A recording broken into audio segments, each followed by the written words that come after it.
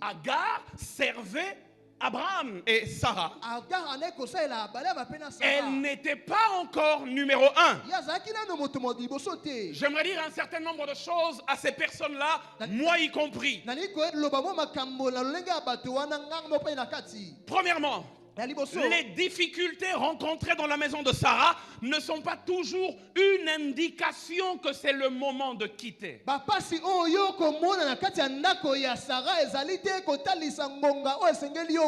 Elle a quitté, l'ange dit rentre. Le Dieu qui connaît toutes choses, qui connaît sa maltraitance, lui dit rentre vers Sarah. Beaucoup fuient des endroits, des églises, des boîtes, des entreprises parce que c'est devenu trop difficile. Mais ce matin, écoute-moi très bien. Les difficultés rencontrées dans la maison de Sarah ne sont pas toujours une indication que c'est le moment de quitter. L'ange de l'Éternel lui demande de retourner vers Sarah, car notez pour ceux qui notent, sa saison de service n'avait pas encore pris fin. C'est pour cela d'ailleurs que quand l'ange lui apparaît, l'ange lui dit Agar, virgule, servante de Saraï, ton identité n'a pas encore changé. La saison du service pour toi n'est pas encore finie. C'est même par ce nom-là que Dieu t'appelle encore. Mais maman Sarah, dans Genèse 21, 13 ans plus tard, parce qu'elle est retournée, elle a vécu 13 ans. Et 13 années plus tard, dans Genèse 21, le même ange lui apparaît dans le même désert. La même scène se répète après 13 ans. Mais cette fois-là, l'ange lui dit, non pas Agar, servante de Saraï, mais l'ange l'appelle disant simplement Agar.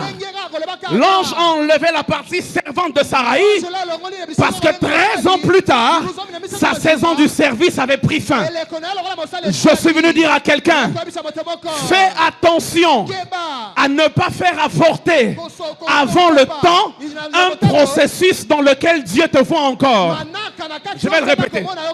Fais attention à ne pas faire avorter avant le temps un processus dans lequel Dieu te voit encore. J'aimerais dire à Agar, Agar, quand on est enceinte d'une grande destinée, on ne quitte pas Abraham n'importe comment et n'importe quand. Oh mon Dieu. Quel était le signe pour Agar que le temps de quitter était arrivé? Et